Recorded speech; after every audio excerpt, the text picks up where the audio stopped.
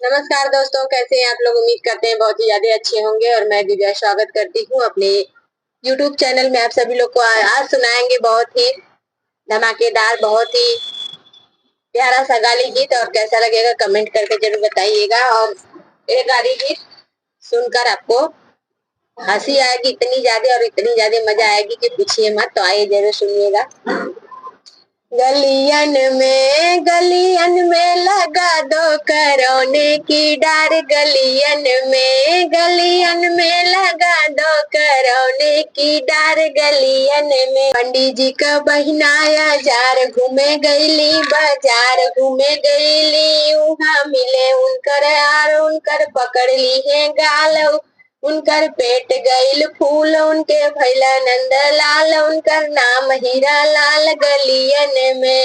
गलियन में लगा दो करौने की डार। गलियन में लगा दो करौने की डार। गलियन में समधी का बहिनाया जार। घूमे गईली बाजार, घूमे गईली उहाँ मिले उनकर यार। उनकर पकड़ ली है गाल, उनकर पेट गईल फूल। उनके भैल नंदे लाल, उनका नाम हीरा लाल। गलियन में लगा दो करौने की डार। गलियन में लगा दो करौने की डार। गलियन में भसरू का बहिनाया जार। घूमे गईली बाजार, घूमे गईली उहाँ मिले उनकर यार। उनकर पकड़ ली है गाल, उनके पेट गईल फूल। उनके भैल नंदे लाल, उनकर नाम हीरा लाल। गलियन में लगा दो करौने की डार। गलियन में लगा दो करौने की डार। गलियन में अगुआ साले का बहिनाया जार। घूमे गईली बाजार, घूमे गईली उहाँ मिले उनकर यार। उनकर पकड़ ली है गाल, उनकर पेट गईल फूल। उनके भैल नंदे लाल, उनका नाम हीरा लाल।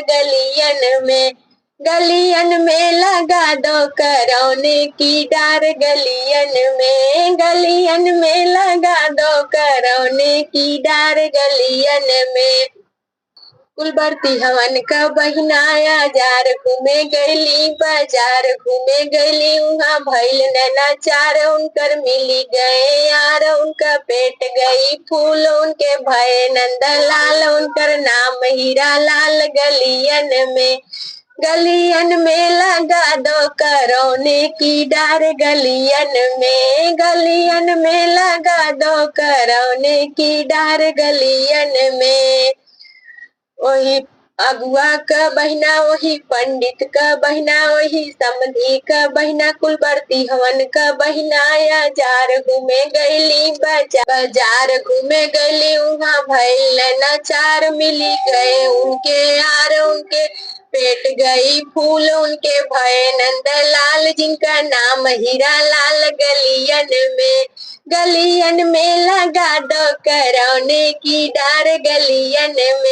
गलियन में लगा दो करौने की डार। गलियन में